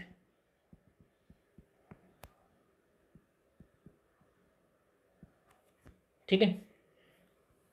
यानी आप लोगों को जो उपरोक्त स्वतंत्रताएं दी गई है उसके साथ ही कुछ सीमाएं भी हैं। यानी आप देश की संप्रभुता और अखंडता को अगर नुकसान पहुंचाते हैं, लोक व्यवस्था, राज्य की सुरक्षा, शिष्टाचार, सदाचार, विदेशी संबंध, न्यायालय की अवमानना करते हैं, ठीक है, या मानहानि या अपराध उद्दीपन करते हैं, साधारण जनहित, इन आधारों पर आपकी उन स्वतंत्रताओं को छीना जा सकता है, ठीक है। आपको बोलने की आज़ादी, वाक एवं अभिव्यक्ति की स्वतंत्रता, यानी आपको भाषण देने की आज़ादी दी, लेकिन आप क्या कर रहे हो, हमारे देश की जनता को भड़का रहे हो, ठीक है, तो ऐसी आज़ादी आपको नहीं है, आप पे तुरंत कार्रवाई की जा सकती है, ठीक है। बात आ रही समझ में। आपको वृत्ति, जीविका, व्यापार करने की आज़ादी दी, लेकिन आपने क्या किया, जैसे फॉर एग्जांपल के लिए मेडिकल खोलना है तो मेडिकल के लिए पहले बी फार्मेसी या डी फार्मेसी किया हुआ होना चाहिए, उसके पास मेडिकल का लाइसेंस होना चाहिए। आपने कहा कि नहीं, आज़ाद व्यापार करने की आज़ादी हमको, हम मेडिकल खोलेंगे, लेकिन आपके पास लाइसेंस है नहीं, हो आप अंगूठा छाप या बीए किया हुआ है आपने, बीए बीएससी, तो ऐसी स्थिति में आप मेडिकल नहीं खोल सकते, ठीक है। तो यहाँ पर क्या होगा कि आप ये नहीं कह सकते कि हमको व्यापार और इसकी स्वतंत्रता है, नहीं, उसके लिए कुछ विशेष स्किल चाहिए, ठीक है। बात आ रही समझ में। तो मेडिकल ऐसा नहीं कि किराना दुकान की तरह मुड़ हुआ कि खोल ली, उसके लिए आपके पास लाइसेंस होना चाहिए, तो वो क्या है, युक्ति युक्त निर्बंधन हो जाएगा, ठीक है। बात आ रही समझ में। तो ये युक्ति युक्त निर्बंधन लगाए जा सकते हैं, इनका उल्लेख अनुच्छेद 19 के खंड 2 से खंड 6 तक किया हुआ है, और अनुच्छेद 19 के पहले खंड में ये सारी स्वतंत्रताएं दी गई है, ठीक है दोस्तों। हम चलते हैं अगले अनुच्छेद की ओर। अनुच्छेद 20, अपराधों के लिए दो सिद्धि के संबंध में संरक्षण, ठीक है, अपराधों के लिए दो सिद्धि के संबंध में संरक्षण। अब ये क्या है, तो इसके अंतर्गत पहला क्लोज क्या कहता है कि अपराध के समय लागू विधि द्वारा ही दंडित किया जाएगा। यानी मान लो कि किसी ए व्यक्ति ने अपराध किया है, अपराध किया, उस समय उस अपराध की सजा कितनी थी, 1 साल, ठीक है। ए ने कब अपराध किया था, 2 तारीख को, 2 तारीख को उस अपराध की सजा कितनी थी, 1 साल। तो अब क्या हुआ कि 5 तारीख को उसी अपराध की सजा कितनी कर दी गई, 2 साल, ठीक है। ए ने अपराध कब किया था, 2 तारीख को किया था, उस समय सजा कितनी थी, 1 साल थी। 5 तारीख को कानून में संशोधन करके अपराध की सजा कितनी कर दी, 2 साल। तो अब ए को कितनी सजा होगी, अभी केस चल ही रहा है। ए को 10 तारीख को क्या डिसीजन दिया न्यायालय ने, और न्यायालय ने डिसीजन देगा तो न्यायालय सजा कितनी देगा, 1 साल की ही सजा देगा, वो 2 साल की सजा नहीं देगा। कब, 10 तारीख को, 10 तारीख को न्यायालय ने अपना डिसीजन दिया, और संशोधन कब हो गया था, 5 ही तारीख को हो गया था, ठीक है। लेकिन न्यायालय ने क्या कहा, भाई 2 साल की सजा नहीं हो सकती, क्योंकि ए ने जब अपराध किया था तब उस अपराध की सजा कितनी थी, 1 साल, तो उसको 1 ही साल की सजा होगी, यानी अपराध के समय लागू विधि द्वारा ही दंडित किया जाएगा, ठीक है। दूसरा पॉइंट, किसी व्यक्ति को एक ही अपराध के लिए एक बार से अधिक दंडित नहीं किया जाएगा, ठीक है। यानी आपने कोई अपराध एक बार किया है तो आपको सजा भी एक ही बार मिलेगी। इसका सबसे अच्छा एग्जाम्पल हो जाएगा अमिताभ बच्चन, हाय अमिताभ बच्चन, ठीक है। इनकी एक बहुत अच्छी मूवी है, आप लोग जरूर देखिएगा, अंधा कानून, ठीक है। अंधा कानून बहुत प्यारी मूवी है, आप जरूर देखिएगा, अमिताभ बच्चन की अंधा कानून मूवी। इस मूवी में अमिताभ बच्चन अमरीश पुरी की मृत्यु के इल्ज़ाम में, हत्या के इल्ज़ाम में 20 साल की सज़ा काटता है, ठीक है, 20 साल की सज़ा काटता है। 20 साल बाद अमिताभ बच्चन जेल से बाहर आता है, मेरा लेक्चर अटेंड करता है, और उसको अचानक से अमरीश पुरी दिख जाता है, ठीक है। तो मैंने बताया था कि भाई किसी व्यक्ति को एक ही अपराध के लिए एक बार से अधिक दंडित नहीं किया जाएगा। तो अमिताभ बच्चन ने जैसे ही देखा कि भाई एक बार के अपराध के लिए एक ही बार दंडित किया जा सकता है, तो देखा कि भाई अमरीश पुरी तो जिंदा है, ठीक है, अमरीश पुरी के इल्ज़ाम में, झूठे इल्ज़ाम में उनको 20 साल की सज़ा हो गई थी, तो अमरीश पुरी को वो जज के सामने मारता है, ठीक है। सोच लेना, कहाँ पे, अदालत में जज के सामने अमरीश पुरी को मार देता है, और जज कहता है कि अब मैं आपको सजा दूंगा। तो अमिताभ बच्चन कहता है कि भैया अमरीश पुरी को मारने की पहले 20 साल सजा काट चुका हूँ, और मेरे को शाहरुख सर ने बताया था कि अनुच्छेद 20(2) के तहत एक अपराध के लिए एक ही बार दंडित किया जा सकता है, और 20 साल की मैं सजा काट चुका हूँ, अब आप मुझे सजा नहीं दे सकते, ठीक है। बात आ रही समझ में, यानी एक बार अपराध किया तो एक ही बार सजा मिलेगी। अमरीश पुरी के झूठे इल्जाम में, अमरीश पुरी की हत्या के झूठे इल्जाम में 20 साल की सजा अमिताभ बच्चन ने काटी थी, अब उसके बाद में उन्होंने बाहर निकल के अमरीश पुरी की हत्या कर दी, अब सजा तो पहले ही काट चुका है वो, ठीक है। अगली अगर बात करें तो अगला क्लॉज क्या कहता है, किसी अपराध के लिए अभियुक्त किसी व्यक्ति को स्वयं के विरुद्ध साक्षी होने के लिए बाध्य नहीं किया जाएगा। इसका सबसे अच्छा एग्जाम्पल हो जाएंगे हमारे मिथुन दा, ठीक है, मिथुन दा। भाई मिथुन चक्रवर्ती की पुरानी फिल्में देखो, सारी फिल्मों में क्या होता है, पुलिस वाले मिथुन चक्रवर्ती को उठा ले जाते हैं और उसको मार मार के कहते हैं कि बोल तूने ही ये अपराध किया है, तूने ही ये अपराध किया है। मार मार के पुलिस वाले मिथुन चक्रवर्ती को बोलते रहते कि कबूल कर, तूने ही ये अपराध किया है। अब मिथुन दा ने मेरा लेक्चर अटेंड नहीं किया था, तो इसलिए वो बेचारे परेशान हो जाते थे। बात आ रही समझ में। तो यहाँ पे क्या हो जाएगा कि मिथुन चक्रवर्ती इसका सबसे अच्छा एग्जाम्पल, यानी पुलिस आपको आपके विरुद्ध ही साक्षी होने के लिए बाध्य नहीं दे सकती, आप ही को नहीं कह सकती कि खुद के विरुद्ध खुद ही गवाही दे। Is that clear. तो ये है हमारा अनुच्छेद 20 जो अपराधों के लिए दोष सिद्धि के संबंध में संरक्षण प्रदान करता है, ठीक। अब अगले अनुच्छेद की ओर चलते हैं। तो हमारा अगला अनुच्छेद क्या है, अनुच्छेद 21। ये बहुत ही महत्वपूर्ण अनुच्छेद है, इसको थोड़ा विस्तार से और अच्छे से समझिएगा दोस्तों।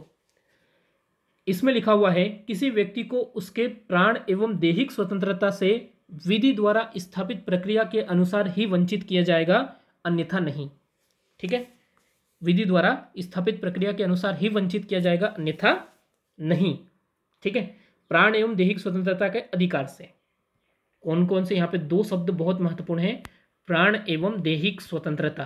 पहले इन शब्दों को समझना। प्राण यानी जीवन जीने का अधिकार, आप समझ ही गए होंगे, ठीक है। प्राण यानी मेरे प्राण कोई हर ना ले, ठीक है, मेरी जिंदगी, ठीक है। दैहिक यानी शरीर, देह का मतलब यहाँ पे क्या है, शरीर, ठीक है। तो प्राण और दैहिक स्वतंत्रता का अधिकार, लेकिन विधि द्वारा स्थापित प्रक्रिया के माध्यम से ही इससे वंचित किया जा सकता है, ठीक है। अब इसको थोड़ा समझना आप लोग को।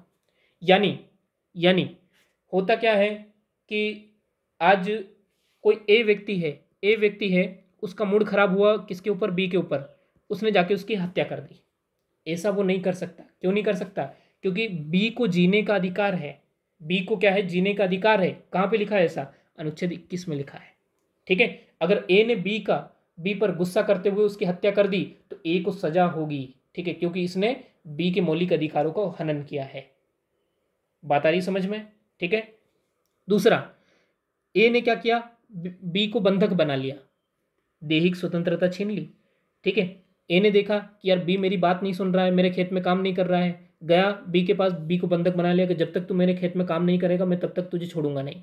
ऐसा नहीं कर सकता, उसने उसके शरीर को बंदी बना लिया और स्वतंत्र, शरीर तो स्वतंत्र था, छीन लिया उसने उसकी स्वतंत्रता। तो ऐसी स्थिति में क्या रहेगा, ए को सजा होगी। क्यों? क्योंकि अनुच्छेद 21 कहता है प्राण एवं दैहिक स्वतंत्रता का अधिकार। ठीक है। अब अनुच्छेद 21 की अगर बात करें तो इसको वर्तमान में अवशिष्ट अनुच्छेद कहा जाता है। अवशिष्ट अनुच्छेद क्यों कहा जाता है? क्योंकि इस अनुच्छेद में बहुत सारी चीजें जुड़ी हुई है। इसको आप समझने की कोशिश करना कि क्या सिर्फ और सिर्फ जीने के अधिकार, यानी आपको जीने देंगे, मरने नहीं देंगे, आपके शरीर को भी स्वतंत्र रखेंगे, इतने से बात हो जाएगी क्या? नहीं भाई, सम्मान के साथ जीना चाहिए ना, वरना मर जाओ वही अच्छा है। अगर सम्मान नहीं है तो भाई कोई व्यक्ति जिएगा कैसे? मजा ही नहीं है जीने में। ठीक है। तो उसी बात को ध्यान में रखते हुए सर्वोच्च न्यायालय ने क्या कहा कि भैया जीने के लिए बुनियादी, भाई बुनियादी चीज़ें क्या क्या है? तो सबसे बुनियादी चीज़ें रोटी, कपड़ा, मकान। रोटी, कपड़ा, मकान।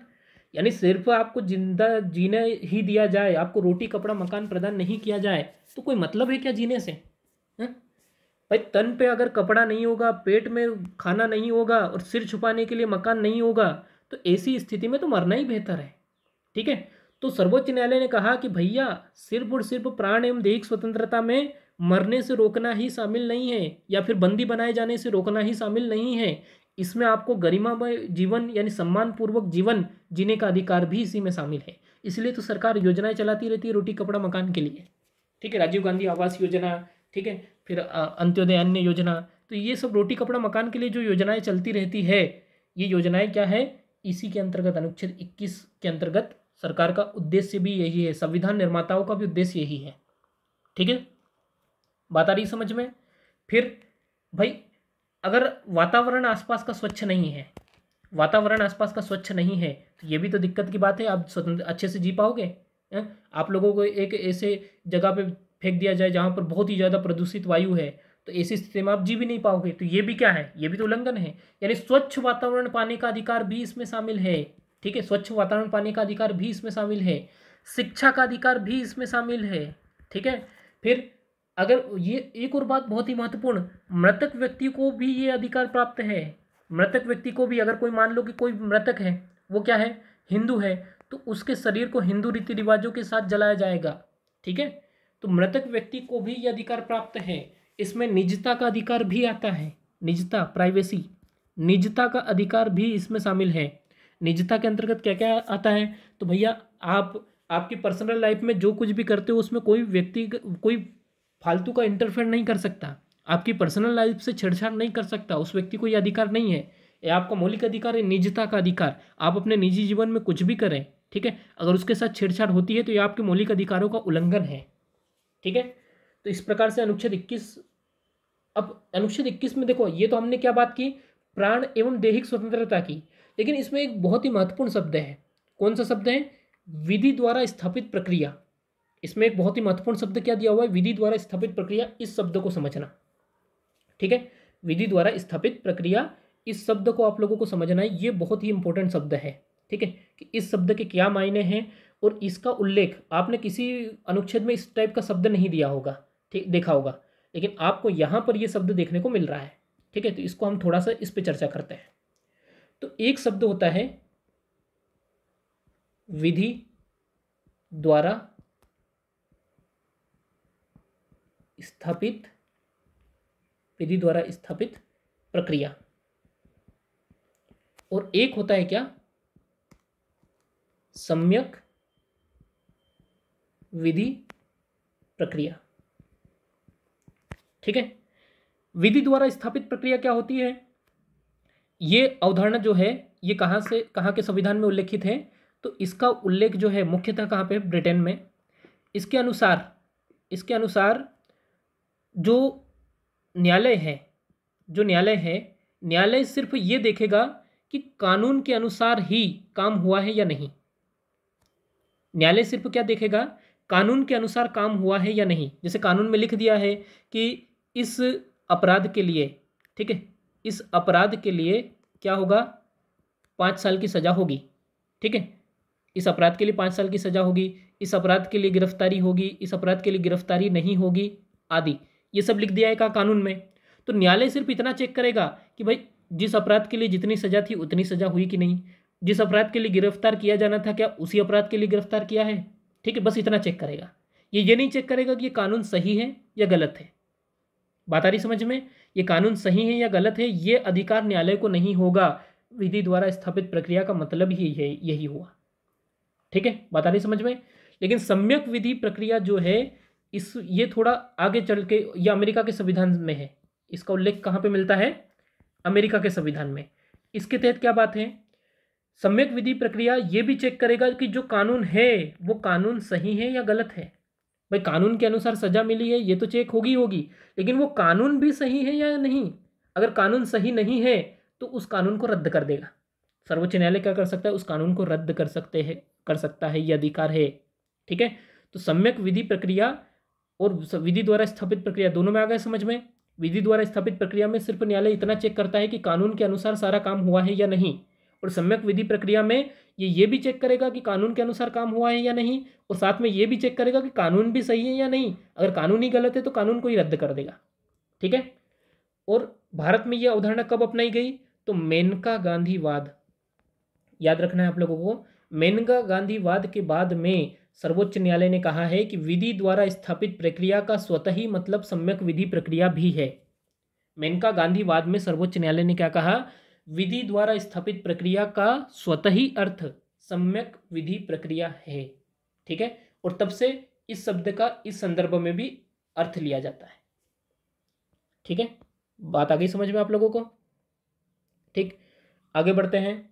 अगला है हमारा अनुच्छेद 21 है। अनुच्छेद 21 क्या कहता है?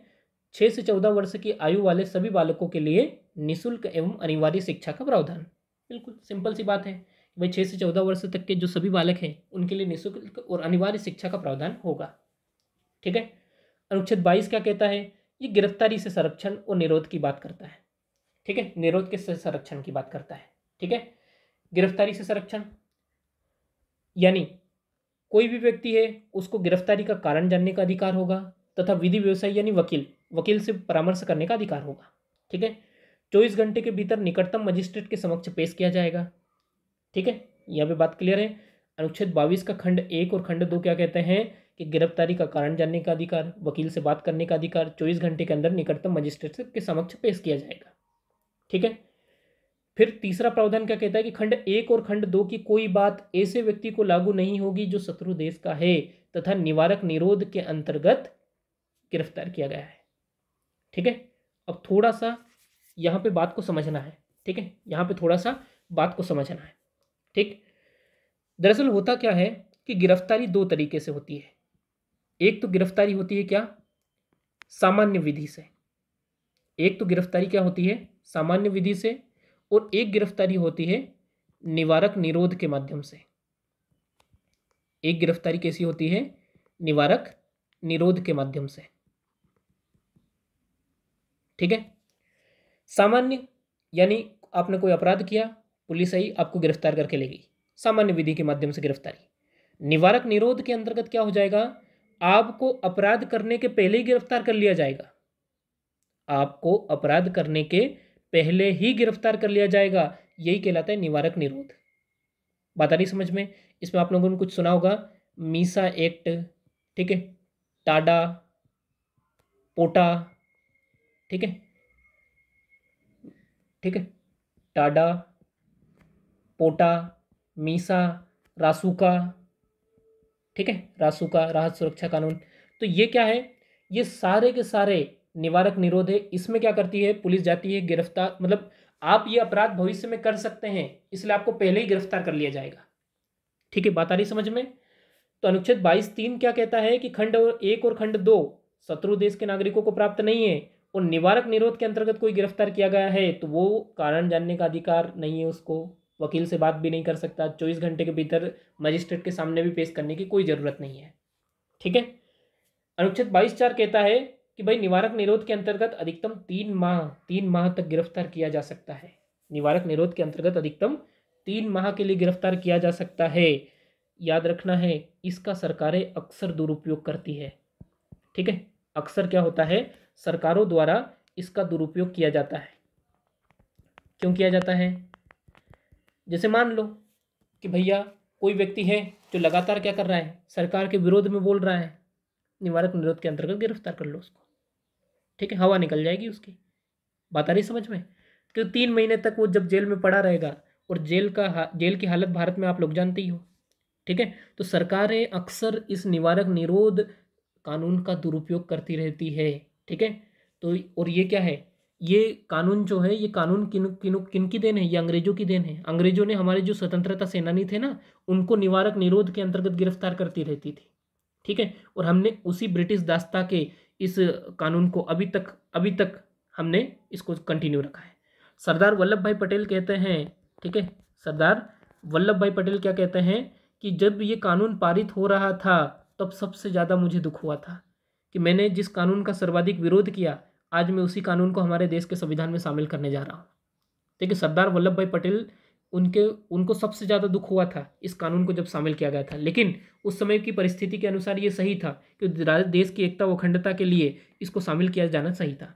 लेकिन वर्तमान में इसका लगातार दुरुपयोग किया जा रहा है, जिससे उनकी आत्माओं को भी शांति नहीं मिल पा रही होगी, ठीक है। अब बात करते हैं हम अनुच्छेद 23 की। 23 में लिखा हुआ है मानव दुर्व्यापार, यानी मानव को हम बेच या खरीद नहीं सकते, दास प्रथा एक तरीके से, ठीक है। मानव दुर्व्यापार, बेगार प्रथा, यानी आपसे काम करवा लिया और आपको सैलरी नहीं दी, ठीक है, ये बेगार प्रथा का उदाहरण हो जाएगा। बलात् श्रम, यानी जबरदस्ती आपसे काम करवाया जा रहा है, तो ये तीनों का निषेध कर दिया गया, समाप्त कर दिया। अगर किसी व्यक्ति का खरीद फरोख्त हो रही है, बेगार प्रथा यानी उससे काम करवा के सैलरी नहीं दे रहे हैं, उससे ज़बरदस्ती काम करवा रहे हैं, तो ऐसी स्थिति में उसके मौलिक अधिकारों का उल्लंघन किया जा रहा है, ठीक है। बाल श्रम का निषेध, यानी 14 वर्ष से कम आयु का कोई भी बालक किसी काम में, किसी दुकान में, किसी कंपनी में लगा हुआ है, काम कर रहा है, इसका मतलब कि वो बाल श्रम है और उसके खिलाफ सख्त से सख्त कार्रवाई की जाएगी, ठीक है। किसके खिलाफ? उस कंपनी के खिलाफ, उस ओनर के खिलाफ जिसने बाल श्रमिक जानते हुए भी उसको काम दिया है। बात आ रही समझ में? तो अनुच्छेद 24 बाल श्रम का निषेध करता है। याद रखना है उम्र 14 वर्ष याद रखना है, ये नहीं भूलना है, ठीक है।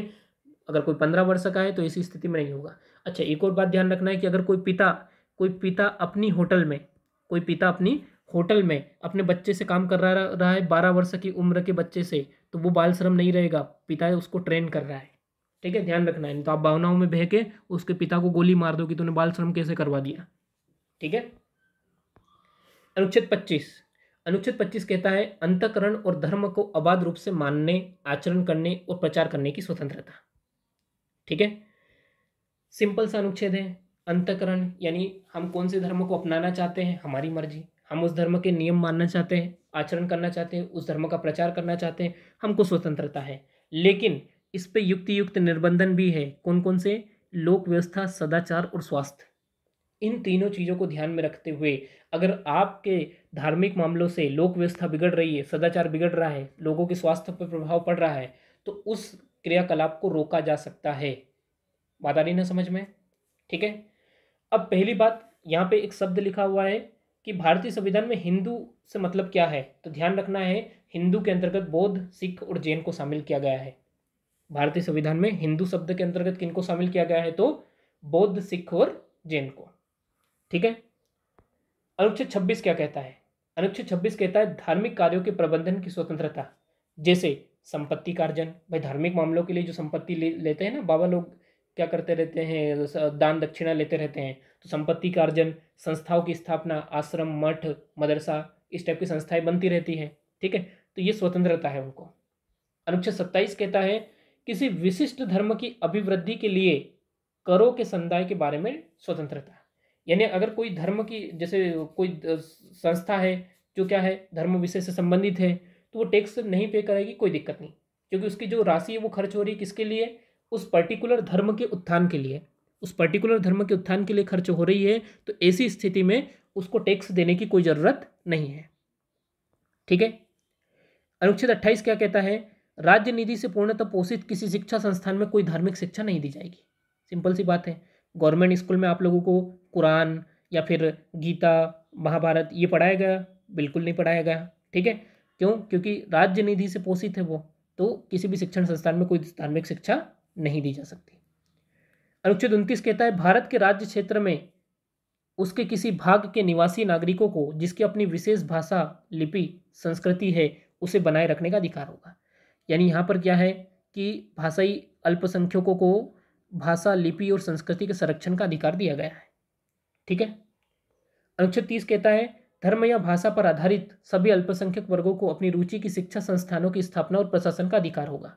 यानी ध्यान रखना है भैया, भाषा, लिपि और संस्कृति का संरक्षण करना है तो उनको संस्थानों के माध्यम से करना होगा। यानी अनुच्छेद 30, अनुच्छेद 29 जो है वो 30 से आगे बढ़ रहा है। ठीक है, 29 की जो कमी है वो 30 पूरा कर रहा है। ठीक है। शिक्षा संस्थाओं को सहायता देने में राज्य किसी शिक्षा संस्था के विरुद्ध इस आधार पर विभेद नहीं करेगा कि वो धर्म या भाषा पर आधारित अल्पसंख्यक वर्ग के प्रबंधन में है। यानी ऐसा नहीं होगा, जैसे हमने ऊपर लिखा है भारत क्या है, धर्मनिरपेक्ष राज्य है। प्रस्तावना जब हमने पढ़ी थी, जिन लोगों ने प्रस्तावना वाला वीडियो नहीं देखा है तो वो देख लेना जाके।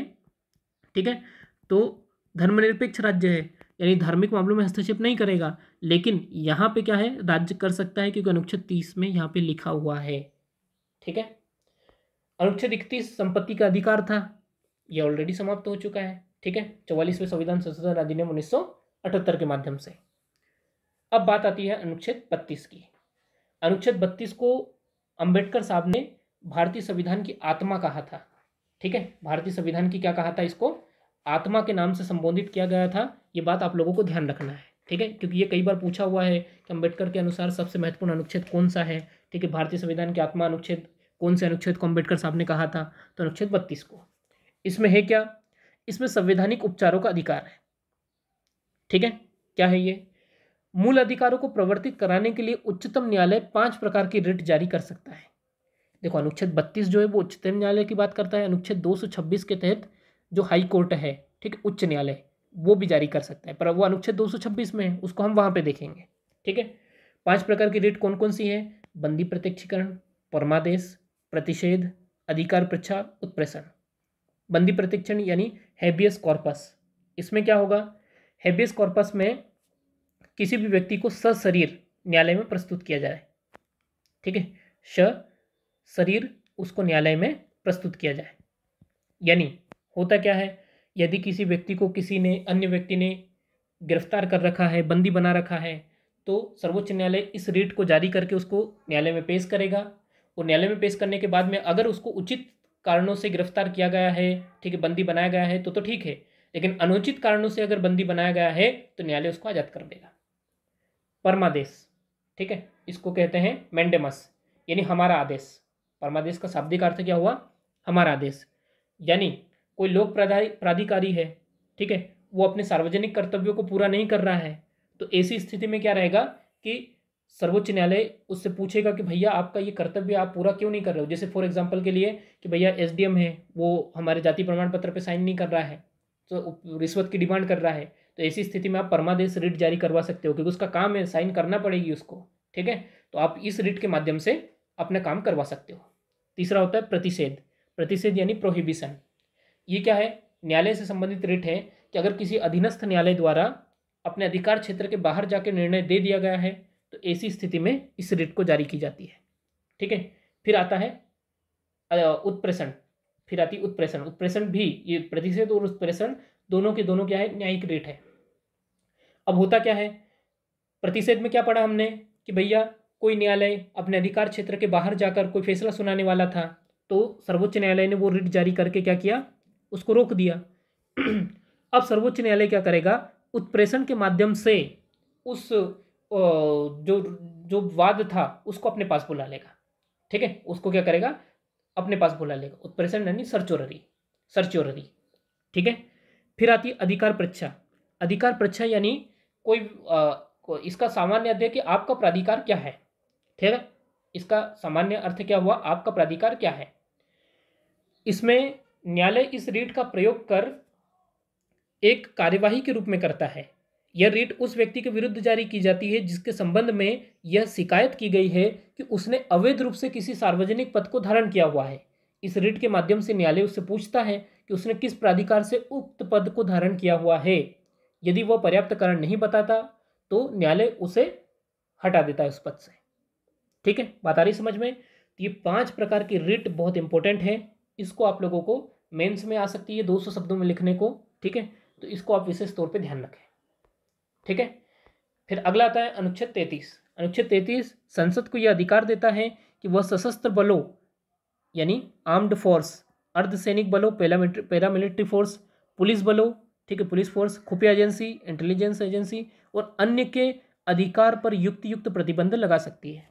फॉर एग्जाम्पल के लिए आप जो हो, कोई व्यक्ति, साधारण व्यक्ति जो किसी जो सशस्त्र बल, अर्धसैनिक इनमें शामिल नहीं है, वो व्यक्ति अगर चाहे तो अपनी वाक और अभिव्यक्ति की स्वतंत्रता का पूरा पालन कर सकता है, सरकार की आलोचना कर सकता है, लेकिन कोई सशस्त्र बल का व्यक्ति नहीं कर सकता। क्यों? उसके युक्त प्रतिबंध लगा है। यानी सशस्त्र बल ज्वाइन करने के बाद में आपके सारे मौलिक अधिकार नहीं रह जाते, आपके मौलिक अधिकारों पर युक्त निर्बंधन, आपको बोलते वक्त भी सरकार की आलोचना नहीं करना है, पुलिस बलों को भी ये अधिकार प्राप्त नहीं है। चीज आ रही समझ में? तो अनुच्छेद 33 क्या करता है कि संसद को यह अधिकार देता है कि वो इन सभी संस्थाओं के व्यक्तियों के मौलिक अधिकारों पर युक्त प्रतिबंध लगा सकती है।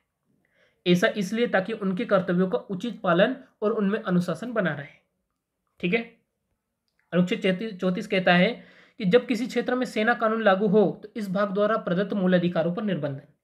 यानी मान लो कि भैया कहीं पे कर्फ्यू लगा है और आपने कहना कि सर ने तो पढ़ाया था हमको कि हम भारत में कहीं पे भी घूम सकते हैं, और आप बाहर निकले, अरे पुलिस इतने डंडे मारेगी, ठीक है, कि आप कहीं घूमने लायक नहीं रहोगे। क्यों?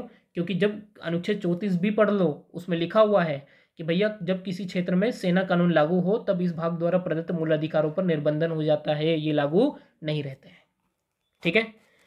फिर आता है अनुच्छेद 35। अनुच्छेद 35 कहता है कि संसद को कुछ विशेष मूल अधिकारों में को प्रभावी बनाने के लिए कानून बनाने की शक्ति है। याद रखना है, कुछ विशेष मूल अधिकारों को प्रभावी बनाने के लिए कानून बनाने की शक्ति है, सिर्फ कुछ विशेष मूल अधिकारों को, ठीक है। कौन कौन से मूल अधिकार? तो अनुच्छेद 16(3) में क्या लिखा हुआ है कि राज्य केंद्र या किसी भी प्राधिकरण में किसी रोजगार या नियुक्ति के लिए निवास की व्यवस्था करना, ठीक है। तो यहाँ निवास संबंधी व्यवस्था जो है उसका उल्लेख यहाँ पे मिलता है। मूल अधिकारों के क्रियान्वयन के लिए रिट जारी करने में उच्चतम न्यायालय, उच्च न्यायालय को छोड़कर अन्य न्यायालयों को ये शक्ति देना, ये कहाँ पे? अनुच्छेद 32(3) में, ठीक है। अन्य न्यायालय को किनको किनको प्राप्त है? तो सिर्फ उच्चतम और उच्च न्यायालय को ही प्राप्त है रिट जारी करने की शक्ति, ठीक है। तो उनको छोड़कर अन्य न्यायालय को देना हो तो भी वो कानून बना सकता है। सशस्त्र बलों, पुलिस बलों आदि के सदस्यों को मूल अधिकारों पर प्रतिबंध लगाना, अनुच्छेद 33, ठीक है। किसी सरकारी कर्मचारी या अन्य व्यक्ति को किसी क्षेत्र में मार्शल लॉ के दौरान कृत्य हेतु क्षतिपूर्ति देना, ये भी अनुच्छेद 34 का हिस्सा है, ठीक है। इसी तरह संसद के पास दंडित करने के लिए भी कानून बनाने का अधिकार होगा, जैसे कि अनुच्छेद 17 में है, अस्पृश्यता के अंत के लिए, मानव दुर्व्यापार, बलात्श्रम, ठीक है। तो ये अनुच्छेद 23 के।